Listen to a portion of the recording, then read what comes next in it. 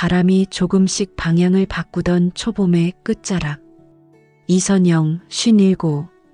조용한 주택가 골목 안에서 이선영이여라는 작은 간판을 이끌며 살아가는 그녀는 오늘도 느릿하게 셔터를 올립니다. 햇살의 발에 더 이상 또렷하지 않은 글자들. 그것조차 선영에게는 이제 익숙한 풍경입니다. 원장님, 커피 드릴까요? 실장 미정의 목소리에 선영은 조용히 고개를 끄덕였습니다. 파마향 냄새, 드라이어 바람, 그리고 자잘한 트로트 멜로디가 하루를 채워갑니다. 손에 익은 가위질 속에서 선영은 문득 혜미의 말이 떠올랐습니다. 선영아, 너 이러다 시들겠어. 이번 주말 나랑 자전거 동호회 한번 가보자. 몸도 풀고 사람도 좀 만나고. 내가 자전거를 57에? 57이니까 해야지. 숨만 쉬면 사는 거 아니잖아. 혜미는 늘 거침없는 말투였지만 그날따라 선영의 마음에 잔잔한 물결을 남겼습니다. 아마도 그 숨만 쉬는 시간 속에 자신이 있었기 때문이겠지요. 결국 주말 아침 선영은 낯선 운동복 차림에 헬멧을 눌러쓰고 공원 입구에 섰습니다. 자전거 동호회의 이름은 느린 바퀴. 이름 그대로 모두가 빠르지 않았고 그래서 더 따뜻했습니다. 분주한 인사들 속에 조용한 그림자가 하나 눈에 들어왔습니다. 검은 바람막이에 조용히 체인을 정비하고 브레이크를 눌러보던 남자. 사람들과 거리를 두되 무례하지 않았고 말보다는 손끝으로 대화를 나누는 듯한 사람. 저 사람 박도연 씨야. 근처에서 카센터 하셔. 혜미가 속삭였습니다. 자전거가 출발하고 선영은 마지막 줄에서 조심스레 페달을 밟았습니다. 그 옆엔 도연이 묵묵히 나란히 달리고 있었습니다. 헬멧끈 조금 느슨하네요. 내리막에서 위험해요. 목소리는 담담했고 표정에는 장식이 없었습니다. 그런데 그 말 한 줄이 가슴 어딘가를 조용히 건드렸습니다.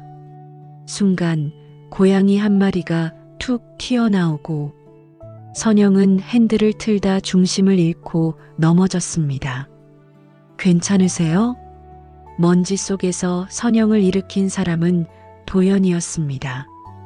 말없이 손수건을 꺼내 팔꿈치에 묻은 흙을 털어주고 빠진 체인을 살폈습니다. 체인 다시 껴야겠네요. 브레이크도 불안정하고 그의 손길은 조심스러웠고 말투는 여전히 무심했습니다. 선영은 그의 손등에 묻은 기름 자국을 바라보다가 작게 웃음이 났습니다. 그 웃음은 오랜만이었습니다. 이거 당장 타긴 어렵겠네요. 제 카센터 들르시겠어요? 근처에 있습니다. 그는 더 말하지 않았고 선영도 그저 고개를 끄덕였습니다. 말보다 앞서는 배려는 오히려 깊은 울림이 되곤 하지요. 그날 밤 선영은 자전거를 거실벽에 세워두고 오랫동안 바라보았습니다.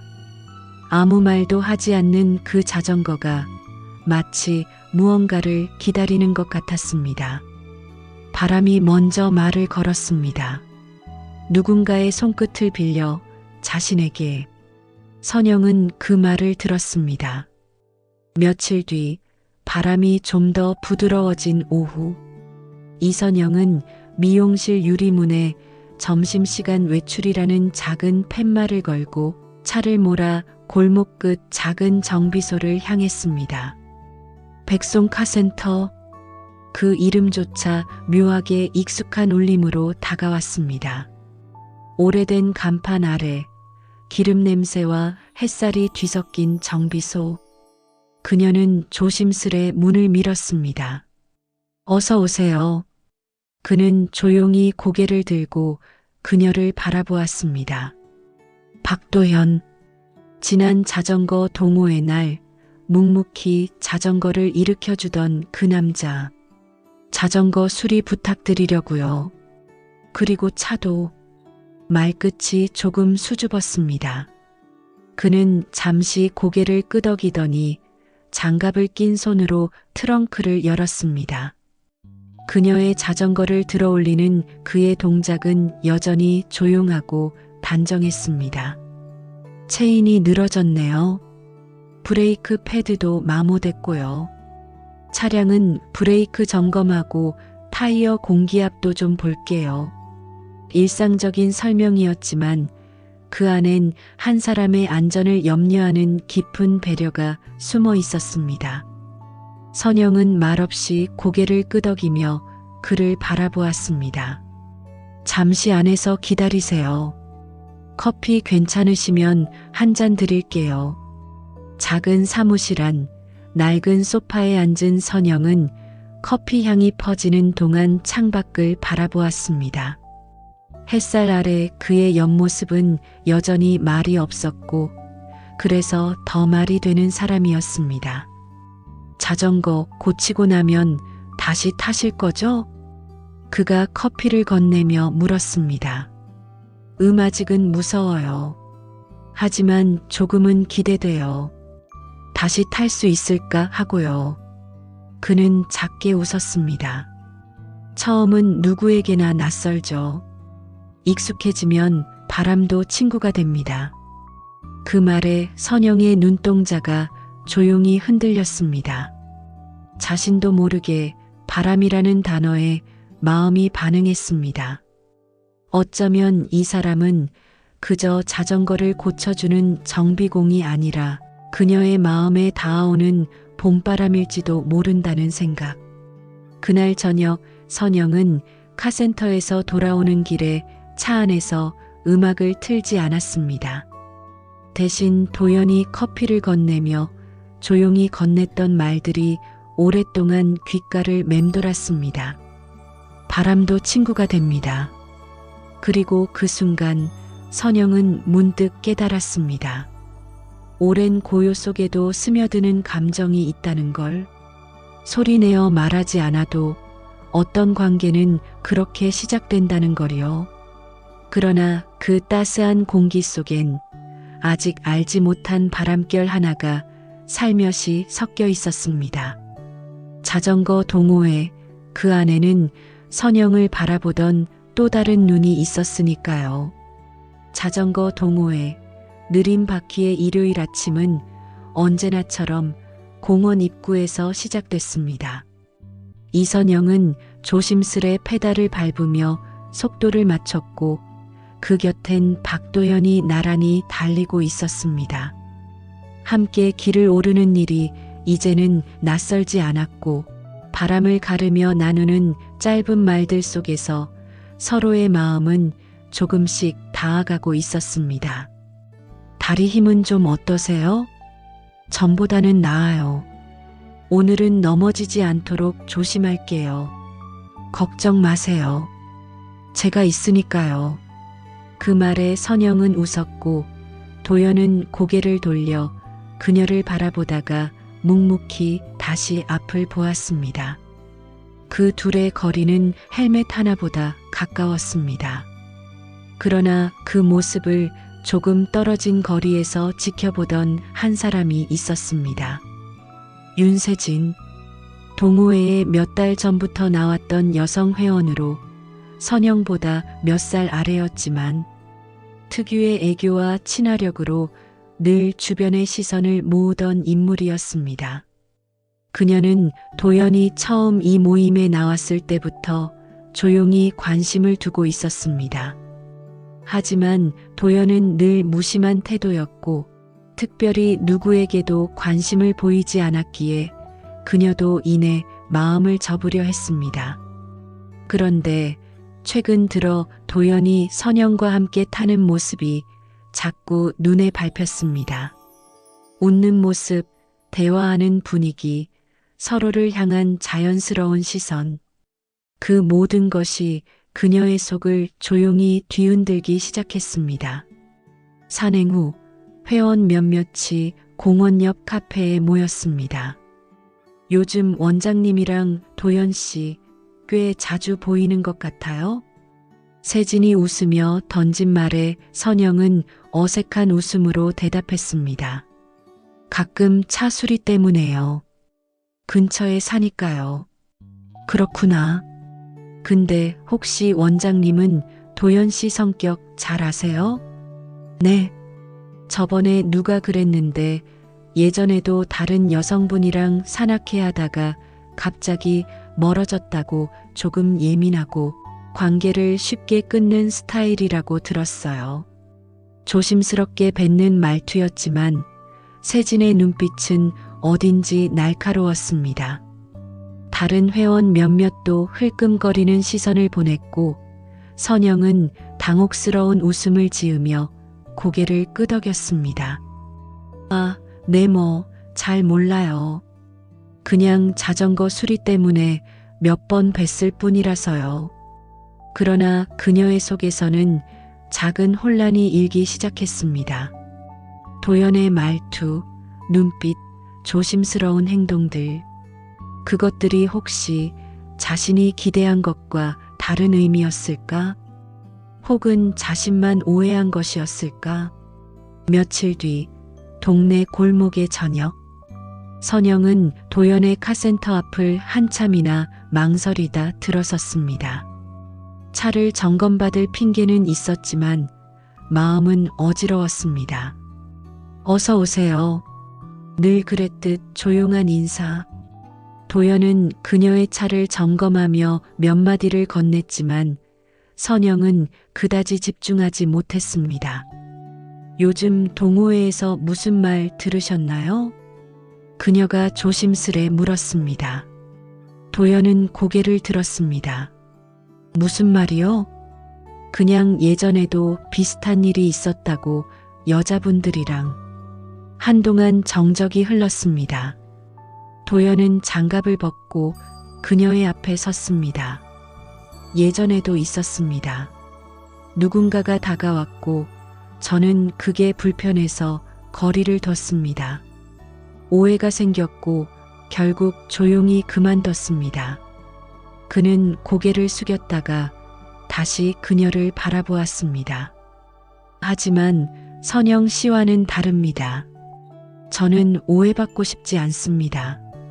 선영 씨는 제가 조심하고 싶은 사람이니까요. 그 말에 선영의 눈 안쪽이 조용히 뜨거워졌습니다. 조심하고 싶은 사람. 그 한마디가 그녀의 마음을 붙잡았습니다. 누군가를 향한 감정 앞에서 서두르지 않으려는 마음. 그 마음이 진심이라는 걸 선영은 본능처럼 알아차릴 수 있었습니다. 밖으로 나오니 어둠이 골목길을 덮고 있었습니다. 가로등 불빛 아래 카센터 유리문에 비친 선영의 얼굴엔 오래간만에 고요한 미소가 번지고 있었습니다. 그러나 바람은 여전히 복잡한 골목을 따라 흐르고 있었고 그 안에서 아직 끝나지 않은 이야기들이 실핏줄처럼 얽혀 있었습니다. 며칠 뒤 초여름의 기운이 옅게 감돌던 수요일 아침, 이선영은 다시 자전거를 타기 위해 집 앞에서 헬멧을 조심스럽게 눌렀었습니다. 지난 며칠 그녀의 마음은 조용한 파문 속을 헤매고 있었습니다. 윤세진의 말이 남긴 흔적 때문인지 아니면 자신의 감정이 너무 앞서간 것에 대한 두려움 때문인지 선영도 그 정체를 명확히 알 수 없었습니다. 자전거를 끌고 동호회 집결 장소로 향하려던 그때 그녀의 핸드폰에 메시지 하나가 도착했습니다. 오늘 오전 시간 되시면 가게 앞에 자전거 좀 봐주세요. 체인 조정이 필요할지도 몰라서요. 마이너스 박도현. 짧은 문장, 무심한 어투. 그러나 그 안에는 어쩌면 많은 말이 숨겨져 있었습니다. 선영은 다시 방향을 틀었습니다. 백송 카센터. 유난히 고요한 그 골목에 햇살이 고르게 퍼져 있었습니다. 그녀가 들어서자 도연은 이미 작업복을 입고 정비대 옆에 서 있었습니다. 오셨어요. 자전거 이쪽으로. 그는 별말 없이 자전거를 세워놓고 손으로 체인을 조정했습니다. 손등에 묻은 기름때는 여전히 정직했고 그 손길은 한결같이 조심스러웠습니다. 얼마 전엔 불편하게 해드린 건 아닌지 걱정됐습니다. 도연이 조용히 입을 열었습니다. 선영은 고개를 들었습니다. 그의 목소리는 마치 한밤의 물결처럼 부드럽고 절제되어 있었습니다. 사람들은 말이 많지만 그 말보다 중요한 건 행동이라고 생각합니다. 저는 선영 씨를 함부로 대하고 싶지 않았습니다. 그래서 더 조심스러웠습니다. 선영은 말없이 그를 바라보았습니다. 그의 말 하나하나가 먼지 쌓인 마음의 창을 닦아주는 듯 했습니다. 혹시 오늘은 함께 타실래요? 그가 손에 묻은 기름을 닦으며 말했습니다. 한강변 바람이 좋아요. 차분히 걷기만 해도 좋습니다. 선영은 잠시 머무시다가 고개를 끄덕였습니다. 그렇게 둘은 자전거를 싣고 한강변으로 향했습니다. 바람이 부드럽게 스쳤고 강물은 잔잔한 빛을 반사하며 두 사람을 따라 흘렀습니다. 전 사실 이런 풍경을 누구와 나눌 기회가 별로 없었어요. 선영이 말했습니다. 저도요. 오랫동안 혼자였으니까요. 도연이 대답했습니다. 그의 눈동자에는 고요한 슬픔과 단단한 평온이 공존하고 있었습니다. 강바람 속을 나란히 달리다 한적한 벤치에 앉았습니다. 도시의 소음은 멀고 주변은 고요했습니다. 이런 시간을 꿈꾸긴 했지만 실제로 올 줄은 몰랐어요. 선영이 속삭였습니다. 시간은 우리가 만드는 거라고 생각해요. 지금 이 순간도 우리가 만든 겁니다.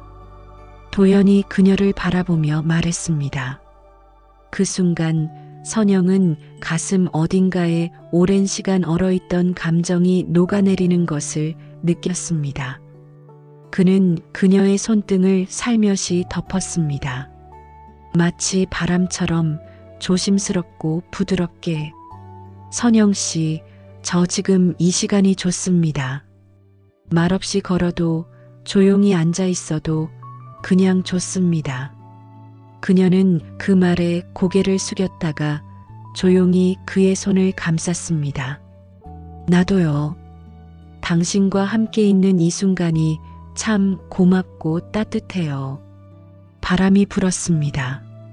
계절의 끝자락, 두 사람의 시작점이 그 안에서 조용히 피어나고 있었습니다. 5월의 햇살이 골목 위로 길게 드리워진 오후, 백송 카센터 앞 선영의 차가 조용히 멈춰 섰습니다. 오늘은 점심 약속이 있으시다면서요? 도연이 작업복 대신 베이지색 셔츠에 감색 재킷을 걸친 차림으로 나왔습니다. 그의 단정한 모습에 선영은 잠시 말을 잃었습니다. 마음이 잔잔하게 두근거렸습니다. 옅은 설렘, 오래 묵은 감정의 문을 열고 처음으로 햇살을 마주한 듯한. 네. 점심 그런데 같이 가시죠. 저 혼자보다 나을 것 같아서요. 그녀의 초대는 짧고 조용했지만 그의 눈빛은 환히 빛났습니다. 그렇게 두 사람은 동네의 조용한 한식집으로 향했습니다.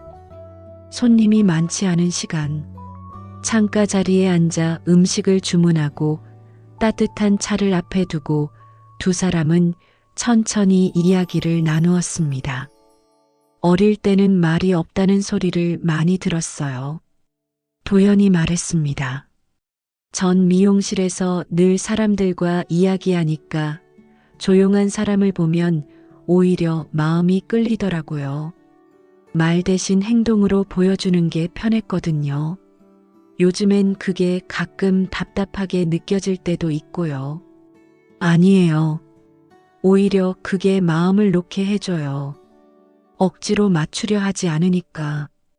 그 말에 도연은 고개를 숙이고 작게 웃었습니다.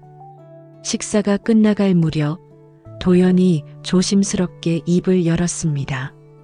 그날 말이에요. 카페에서 윤세진 씨가 이상한 얘기를 했다는 거. 나중에 다른 회원분 통해 들었어요. 선영은 젓가락을 멈췄습니다. 아, 그 얘기 사실 조금 흔들렸어요. 내가 너무 앞서간 건 아닐까 싶기도 했고요. 오해 풀고 싶었어요. 내 입으로 말하고 싶었고, 무엇보다 선영 씨가 그런 말들에 휘둘리는 걸 원하지 않았어요. 그의 말투엔 맑은 결심이 담겨 있었습니다. 선영은 조용히 고개를 끄덕였습니다. 고마워요. 그렇게 말해줘서 사실 조금 무서웠거든요. 다시 상처받을까봐. 저도요. 그래서 더 조심하고 싶었고요. 잠시 식당 안에 고요가 흘렀습니다. 바깥에서는 바람이 가게 간판을 살짝 흔들고 있었고 두 사람 사이엔 그 바람보다 더 부드러운 시선이 오갔습니다. 점심을 마친 뒤 도연은 선영을 데리고 한적한 소공원 벤치에 앉았습니다. 근처 책방에서 산 책 한 권을 그녀에게 건넸습니다. 이 작가 선영 씨 좋아할 것 같아서요. 소박하지만 마음이 오래가는 문장들을 써요. 선영은 표지를 바라보며 웃었습니다. 책을 받고 기뻐한 것이 언제였는지 기억나지 않았지만 지금 이 순간이 그 시간을 환하게 덮고 있었습니다. 도연 씨, 우린 같은 나이더라고요. 그러게요. 동갑이네요. 그럼 친구부터 시작해 볼까요? 도연은 천천히 고개를 끄덕였습니다. 좋아요. 친구, 오래가는 사이, 그거면 충분하죠. 그리고 그는 조용히 손을 내밀었습니다.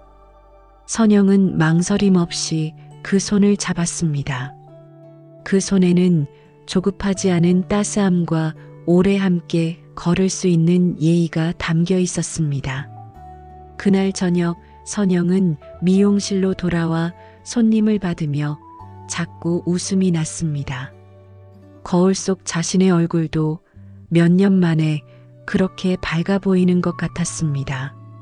밖은 여전히 초여름의 바람이 불고 있었고 그녀의 마음 안엔 새로운 계절이 조용히 피어나고 있었습니다. 햇살이 부드럽게 머무는 토요일 오후 삼청동 거리엔 사람들의 웃음소리와 커피잔 부딪히는 소리가 가볍게 섞여 있었습니다. 이선영은 도연과의 약속 시간보다 조금 이르게 도착해 거리 입구에서 그를 기다리고 있었습니다. 살랑이는 바람에 머리카락이 흩날렸고 손에는 지난번 도연이 선물해준 책이 들려 있었습니다. 많이 기다리셨어요? 도연의 목소리가 들렸습니다. 그는 라이트 그레이색 재킷과 네이비 팬츠를 입고 있었고 얼굴에는 늘 그렇듯 무심하지만 따뜻한 표정이 머물러 있었습니다. 아니요, 저도 방금 왔어요. 선영은 밝게 웃으며 책을 흔들었습니다. 이 책 정말 좋았어요. 읽으면서 자꾸 당신 목소리가 들리는 것 같았거든요. 도연은 미소 지으며 고개를 숙였습니다. 그 책을 좋아해 주셔서 다행이에요. 그들은 삼청동의 작은 골목길을 따라 걷기 시작했습니다. 거리마다 늘어진 고요한 풍경들, 고운 색감의 갤러리 외벽, 가끔 들려오는 버스킹 음악. 선영의 발걸음은 어느새 한결 가벼워져 있었습니다. 이런 데 오면 왠지 내가 살아있다는 생각이 들어요. 일상이란 건 자칫하면 너무 뻣뻣해지잖아요. 선영의 말에 도연은 조용히 고개를 끄덕였습니다. 사람들이 많아도 선영 씨 옆에 있으니 조용한 기분이 들어요. 그 말에 선영은 가볍게 웃었습니다. 그건 칭찬인가요? 아니요. 표현이 서툴러서 그런데 그 말 저한테는 큰 의미예요. 그날 두 사람은 골목마다 숨어 있는 작은 전시를 구경하고 오래된 찻집에서 허브티를 나누며 느리게 시간을 보냈습니다. 저녁 무렵 선영은 도연을 미용실로 초대했습니다. 오늘 마지막 손님이 없어서요. 차 한 잔 괜찮다면. 작은 간판 불빛이 켜진 미용실 안은 조용하고 따뜻했습니다. 도연은 낯선 듯 조심스레 들어섰고 선영은 평소보다 더 다정한 미소로 그를 맞았습니다. 여기서 매일 같은 자리에서 서서 같은 거울을 보고 그러다 보면 가끔 내가 멈춰 있는 것 같은 느낌이 들어요. 하지만 저는 그 거울에 비친 선영 씨가 매번 달라 보일 것 같은데요. 왜요? 그날 기분에 따라 웃는 결이 다르잖아요. 슬플 때도 웃는 얼굴, 피곤할 때 웃는 얼굴, 정말 기쁠 때 웃는 얼굴. 저는 그걸 읽고 싶어요. 도연의 말은 천천히 그러나 분명히 닿아왔습니다. 선영은 순간 가슴이 뭉클해졌습니다. 요즘 가끔 그런 생각을 해요. 다시 누군가를 좋아하게 될 수 있을까? 누군가를 믿고 그 사람에게 기대어도 괜찮을까? 그녀의 속삭임에 도연은 조용히 다가서며 그녀의 머리카락에 가볍게 손을 얹었습니다. 머리카락을 쓸어 넘기듯 조심스러운 손길이었지만 그 안엔 분명한 감정이 있었습니다. 우린 이미 그렇게 하고 있는 것 같아요. 그 순간 미용실 안엔 바깥 세상의 소음이 닿지 않는 듯 고요했습니다. 어깨에 닿는 손의 온기, 눈을 마주하는 그 짧은 숨결의 떨림. 모든 것이 이 순간을 중심으로 천천히 응축되고 있었습니다. 선영은 조용히 눈을 감았습니다. 그 입술 위로 도연의 따뜻한 숨결이 내려앉았습니다. 짧고 조심스러운 키스. 그러나 그것은 오랜 기다림 끝에 도착한 하나의 계절 같았습니다. 이윽고 서로를 바라보며 숨을 고른 두 사람. 도연 씨, 네. 오늘 밤 나 혼자 있고 싶지 않아요. 그 말은 아주 작고 떨렸지만 미용실의 조명이 그 떨림을 환하게 밝혀주고 있었습니다. 도연은 대답하지 않았습니다. 다만 그녀의 손을 조심스레 잡고 가볍게 고개를 끄덕였습니다. 그날 밤 바람은 유난히 잔잔했고 불 꺼진 미용실 창 너머로 비치는 불빛은 오래도록 지워지지 않았습니다. 그것은 누군가에게는 늦은 시작일지 모르지만 두 사람에겐 너무도 필요한 계절이었습니다. 창밖에는 이른 새벽의 빛이 미세하게 번지고 있었습니다. 미용실 창 안 커튼 사이로 들어오는 은빛 새벽은 밤의 흔적을 조용히 덮고 있었습니다. 이선영은 부스스한 머리로 조심스럽게 몸을 일으켰습니다. 따뜻한 이불 아래 그녀의 옆에는 박도연이 여전히 조용한 숨을 내쉬며 잠들어 있었습니다. 그의 얼굴은 자는 동안 유난히 평온해 보였습니다. 마치 오래도록 고단했던 세월이 이 짧은 순간만큼은 잠시 멈춘 듯한 모습이었습니다. 선영은 창가로 다가가 커튼을 살짝 걷었습니다. 희끄무레한 새벽 하늘이 그녀의 얼굴을 부드럽게 감싸 안았습니다. 그녀는 가만히 생각했습니다.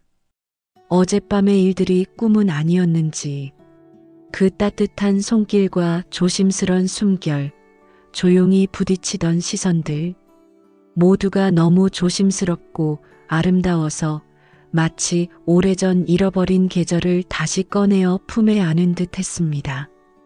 뒤에서 조용한 발소리가 들려왔습니다. 도연이 깨어나 그녀 곁에 다가왔습니다. 추우세요? 그는 묵직한 목소리로 말하며 그녀의 어깨에 조심스럽게 담요를 걸쳐 주었습니다. 아니에요. 그냥 새벽이 좋아서요. 오늘은 세상이 고요하게 느껴져요. 당신이 있어서 그런 거겠죠. 선영은 고개를 돌려 도연을 바라보았습니다. 그의 눈빛은 깊고도 맑았습니다. 도연 씨, 네. 이게 우리 둘 다에게 너무 갑작스러운 감정일까요? 오래 생각했어요. 선영 씨가 미용실을 닫고 혼자 나올 때까지 그 조용한 뒷모습이 얼마나 단단해 보이던지. 처음엔 그저 안전하게 타길 바랐고 그 다음엔 선영 씨의 시간이 내 시간 안에 있기를 바랐어요. 그 말에 선영의 눈가가 촉촉해졌습니다. 나는 다시 사랑이라는 걸 느낄 수 없을 줄 알았어요. 그 감정은 청춘에게만 허락된 줄 알았거든요. 그런데 이 나이에도 설렐 수 있다는 걸 알게 해줘서 고마워요. 도연은 그녀의 손을 조심스레 감싸 안았습니다. 저도 선영 씨 덕분에 나 자신을 다시 믿게 됐어요. 오래 묵은 외로움도 조용히 사라지더라고요. 당신의 미소 하나에.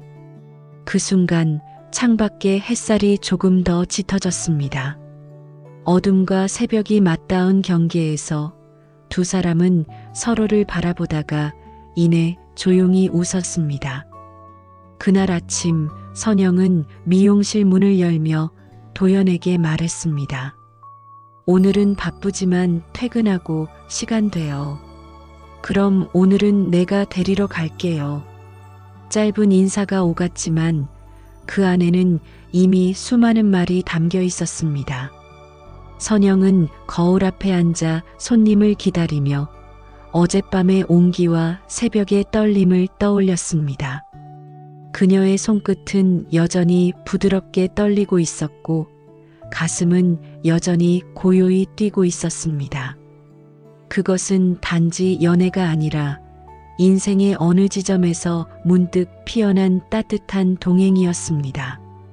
한 사람의 다정이 또 다른 사람의 삶 전체를 어루만질 수 있다는 걸, 그리고 그 다정함이 황혼을 물들이는 가장 빛나는 색이라는 걸, 봄이 끝자락에서 머뭇거리는 6월의 어느 일요일 아침, 자전거 동호회 정기 라이딩이 있는 날, 선영은 도연과 함께 도착했습니다.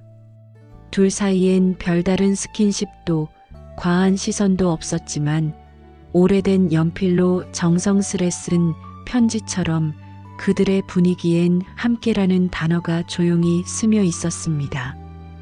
그날의 코스는 하남 미사리 자전거길. 강을 따라 부드럽게 이어지는 길 위로 자전거 바퀴들이 일정한 박자로 굴러갔고 바람은 적당히 시원했습니다.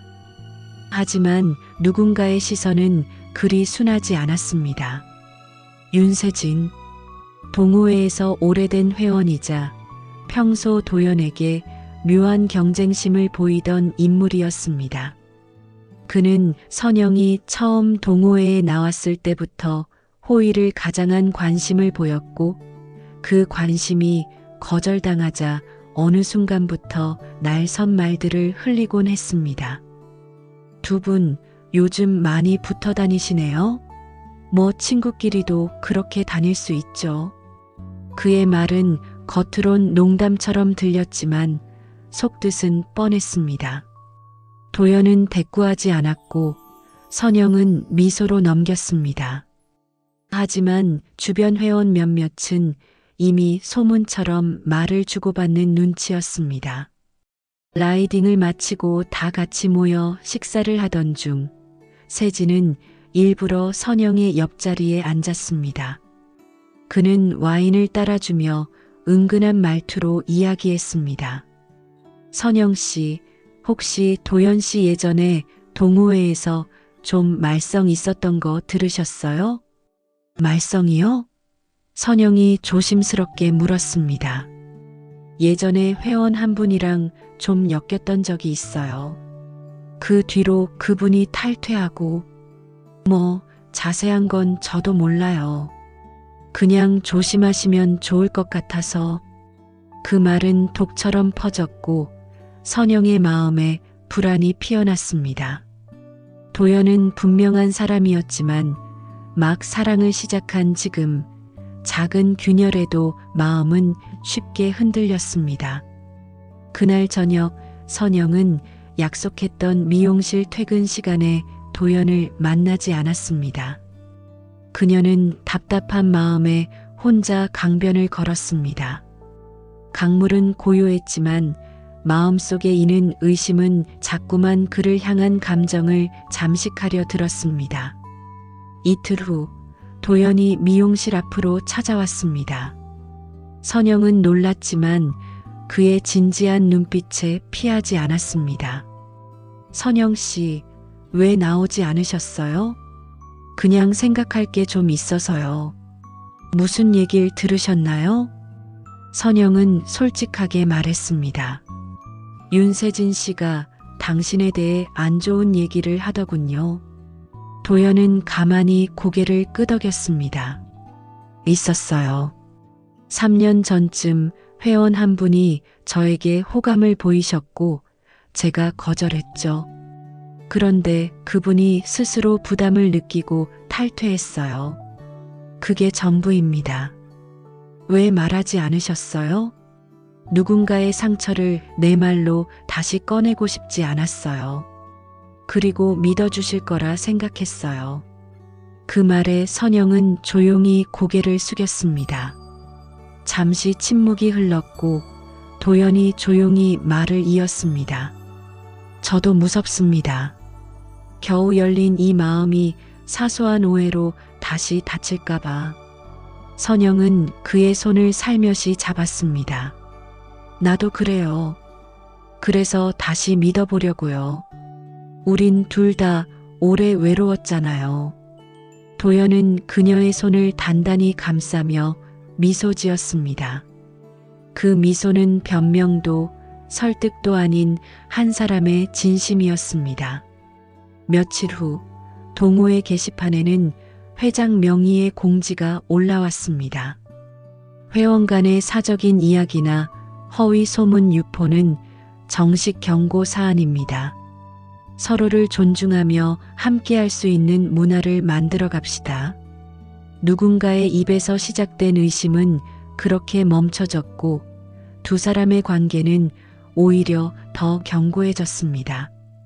해질녘 붉게 물든 하늘이 천천히 도시의 경계를 물들린 즈음 이선영은 천천히 박도연의 카센터 앞으로 걸어가고 있었습니다. 근처 카페보다 여기가 더 편하다는 그의 말에 선영은 이번엔 작업실로 가보자고 마음먹었습니다. 작은 카센터 간판 아래 셔터 너머로 은은한 조명이 새어나오고 있었습니다. 그녀가 문을 밀고 들어서자 엔진 오일의 익숙한 향과 묵직한 기계음이 가슴속 깊이 파고들었습니다. 그런데 그것이 이상하게도 불쾌하지 않고 마치 누군가의 삶을 고스란히 들여다보는 느낌이 들었습니다. 도연은 푸른 작업복 위에 회색 니트를 덧입고 작은 볼트를 조이는 중이었습니다. 그녀를 보자 이내 미소가 퍼졌습니다. 생각보다 빨리 왔네요. 길이 막히기 전에 나왔어요. 일찍 보면 좋잖아요.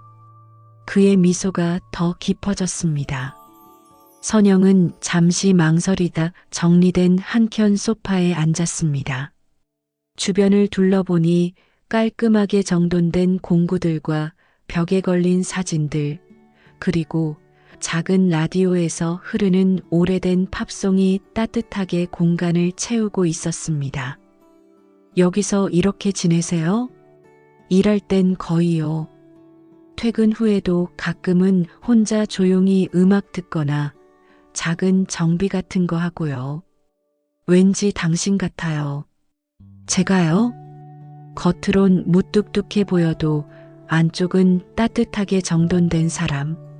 말없이 제자리 지키는 사람. 그 말에 도연은 순간 말을 잇지 못했습니다.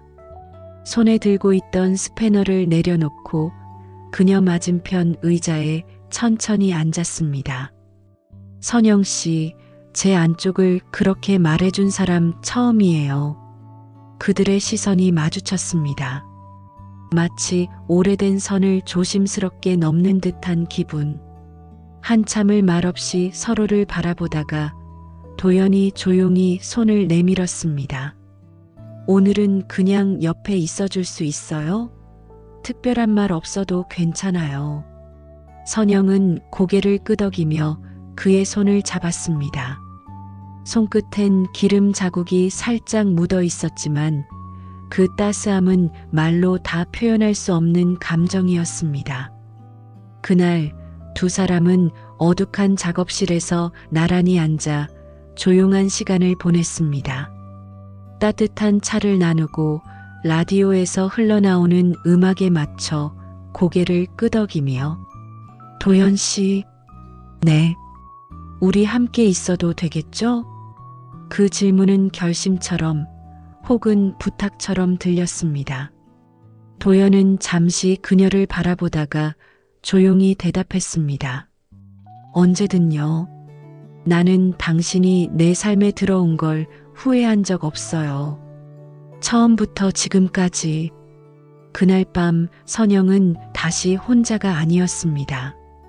불 꺼진 미용실에서 무겁지 않은 설렘이 조용히 그녀를 감쌌습니다.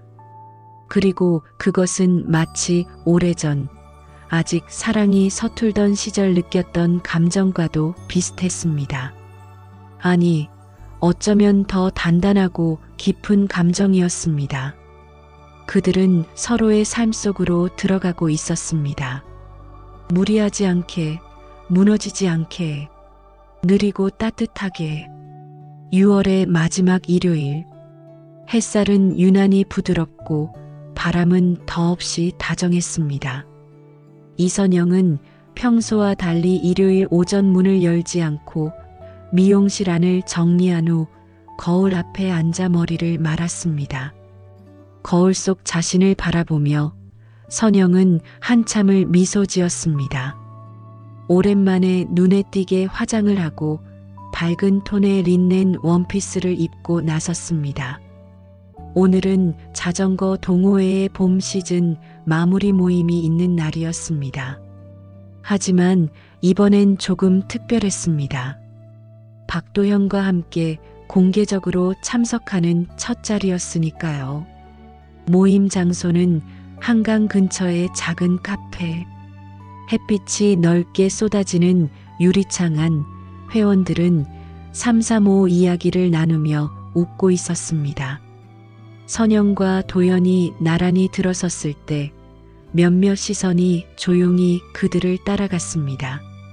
과하지 않은 거리감, 서로를 향한 시선 속의 따뜻한 미소, 그리고 함께 들어선 그 한 걸음이 말보다 많은 것을 설명하고 있었습니다. 윤세진도 그 자리에 있었습니다. 하지만 그는 이번엔 아무 말도 하지 않았습니다. 선영은 그의 시선을 느꼈지만 담담하게 눈을 피하지 않았습니다. 그리고 그 순간 모든 오해는 조용히 뒤로 물러나는 듯 했습니다. 여기 자리 있어요. 김영숙이 손을 흔들며 불렀습니다. 두 분 같이 앉으세요. 회원들은 어색하지 않게 두 사람을 맞이했습니다. 도연은 평소처럼 과묵했지만 선영은 자연스러운 웃음으로 대화를 이어갔습니다. 도연 씨가 이렇게 웃는 사람인 줄 몰랐어요. 이선영 씨 덕분이죠. 그의 말에 선영은 순간 얼굴이 붉어졌습니다. 하지만 부끄러움보다 따뜻함이 컸습니다. 식사가 끝나고 간단한 인사 시간이 이어졌습니다. 회장이 말을 이었습니다. 오늘은 봄 시즌 마무리이자 또 하나 반가운 소식을 나누는 자리입니다. 우리 선영 씨와 도연 씨가 서로의 좋은 친구가 되셨다고 해요. 박수가 터졌습니다. 논란보다 응원이 컸고 말없이 지켜보던 이들도 미소 지었습니다. 도연은 그 자리에 서서 짧게 말했습니다. 많은 분들이 알고 계셨겠지만 선영 씨와 저는 요즘 서로를 알아가는 시간을 보내고 있습니다. 서툴고 조심스럽지만 그만큼 진심으로. 그 말에 선영이 살짝 고개를 숙였습니다. 그의 곁에 선 자신이 이제 더는 어색하지 않았습니다. 그날의 한강 바람처럼. 며칠 뒤 도연은 선영을 데리고 자신의 단골 카페에 갔습니다. 바깥 테이블에 앉아 있던 그는 가방에서 작고 얇은 책 한 권을 꺼내 그녀에게 건넸습니다. 이게 뭐예요? 내가 쓴 시들이에요. 아주 오래전부터 조금씩 써왔던 것들. 출판하셨어요? 자비로 소량만. 내 인생의 조각들을 모아둔 기록이라서요. 그리고 그 안에 마지막 장엔 선영 씨에게 쓴 시가 있어요. 그녀는 조용히 마지막 장을 넘겼습니다. 당신이 문을 열고 들어온 날부터 나는 혼자가 아니었다. 말하지 않아도 아는 눈빛 하나로 하루가 포근해졌고 늦은 계절에 핀 당신이라는 꽃이 내 겨울을 환하게 덮었다. 선영은 책을 꼭 쥐며 조용히 고개를 들었습니다. 정말 고마워요. 도연이 그녀의 손을 잡았습니다. 앞으로 우리 일상도 이런 시처럼 차곡차곡 쌓아가요. 빠르지 않게 천천히. 그녀는 눈을 감았다가 조용히 대답했습니다. 네. 천천히 오래오래. 그날 저녁 선영은 미용실 거울 앞에서 마지막 손님을 보내고 불을 끄기 전 거울에 비친 자신의 얼굴을 오래도록 바라보았습니다. 미소는 부드럽고 깊었습니다.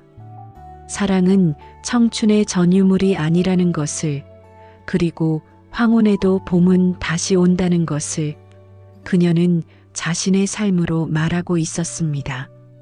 마음으로 읽어주신 여러분, 감사합니다.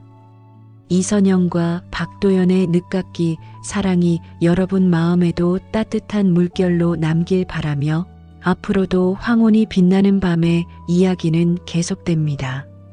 좋아요와 구독으로 응원해 주시면 더 많은 감동과 사랑을 담은 이야기로 다시 찾아뵙겠습니다. 감사합니다.